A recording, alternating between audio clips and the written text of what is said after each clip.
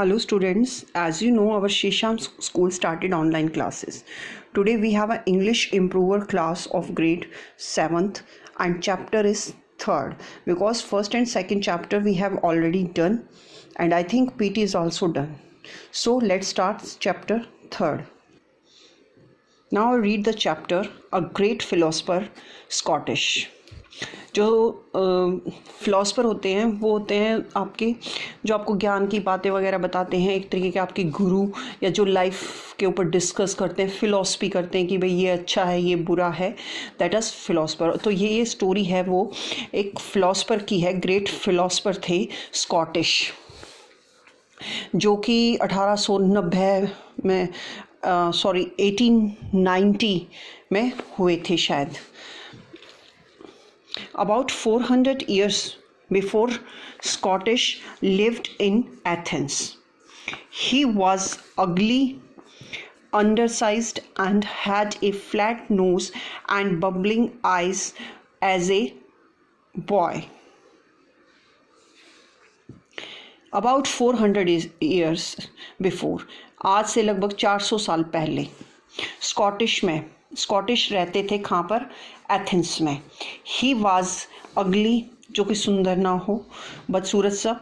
Under size, जो अपनी उम्र के हिसाब से कम ग्रोथ हुई हो, यानी कि जैसे आपकी एज है भाई 10 इयर्स की लेकिन आपकी हाइट बहुत कम है, या आप मतलब अंडर एज की, आपके प्रॉपर एज के होते हुए भी आप उतने किलो के या उतने नहीं हो, मतलब अपनी एज के हिसाब से कम दिखना, that is was under size. And has a flat knows, चपटी नाक। बबलिंग आइज होता है उभरी हुई आँखें जो कि बाहर निकली हुई थी। As a boy he was always rather shoveling dresses because his father was a poor stone cutter. शबलिंग होता है आपका जर्ज हालत में फटे पुराने से कपड़े पहनना, मतलब जो बिल्कुल ही घिसे हुए कपड़े होते हैं ना, उनको बोलते हैं शबलिंग। तो जो ये स्कॉटिश था ये एथेंस में रहता था, अंडर साइज था, इसकी फ्लैट नोज थी, आंखें उभरी हुई थी, अगली सा था और हमेशा पुराने जर्ज हालत के कपड़े पहनता था क्योंकि इसके पापा थे वो स्टोन कटर, जो पत्थर काटते हैं, मतलब पत्थर खोदते हैं, वो काम करते थे। He went to school like other boys of his age. वो स्कूल जाता था जैसे कि उस एज के बच्चे जाते हैं। He learned science, math and little about the stars. उसने सीखा था आपकी विज्ञान, गणित और थोड़ा बहुत स्टार्स के बारे में। But he did not like to learn history and geography. पर उसे इतिहास और आपका भूगोल, ज्योग्राफी भूगोल होता है, हिस्ट्री इतिहास होता है, के बारे में पढ़ना बिल्कुल अच्छा नहीं लगता था। He was a thoughtful child, वो एक विचारों से भरा हुआ बच्चा था। थॉटफुल होता है विचार, जिसके विचार होते हैं, विचारफुल। He watched carefully his companions all the time and notice everything. वो हमेशा अपने कंपेनियंस, जो साथ में बच्चे रहते हैं, पढ़ते हैं, उनको नोटिस करता था कि कौन कैसे बोलता है। जैसे क्लास में कई बच्चे बहुत ज़्यादा बोलते हैं, कई बच्चे बिल्कुल शांत बैठते हैं, तो वो सबको आराम से बैठ के नोटिस करता था कि कौन क्या बोल रहा है, किसके क्या थॉट्स हैं। Scottish did not want to be rich. जो स्कॉटिश था उसे अमीर बनने का बिल्कुल भी शौक नहीं था।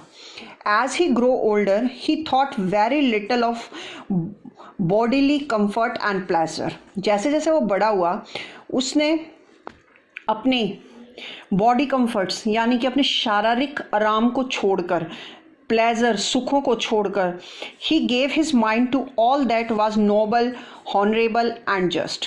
और उसने अपना दिमाग सारा अच्छी बातों में, अच्छे लोगों के विचार सुनने में, नोबल पर्सन, जो पवित्र आदमी होते हैं, जो मतलब पवित्र आत्मा, जैसे गुरु वगैरह होते हैं हमारे, उनमें ध्यान लगा दिया।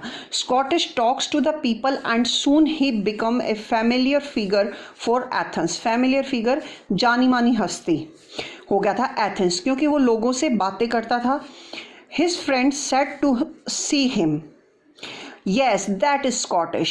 उसके फ्रेंड्स उसको देख के बोलते थे कि वाह ये है Scottish. They came along and talk to him for hours. वो उसके साथ आते थे, उसके साथ रहते थे और उससे घंटों बातें करते थे।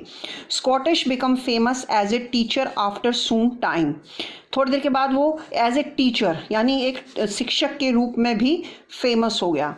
ही stood in the market places talking to young one who cared to greet him.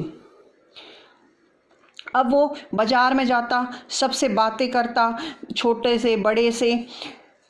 तो आज मैं ये चैप्टर यहीं तक पढ़ाऊँगी क्योंकि वीडियो काफ़ी लॉन्ग हो जाती है and that was not uploaded, so I just make a 5 minutes video and next class we read the next part of this chapter. Till that, you read this chapter. Bye. Have a nice day.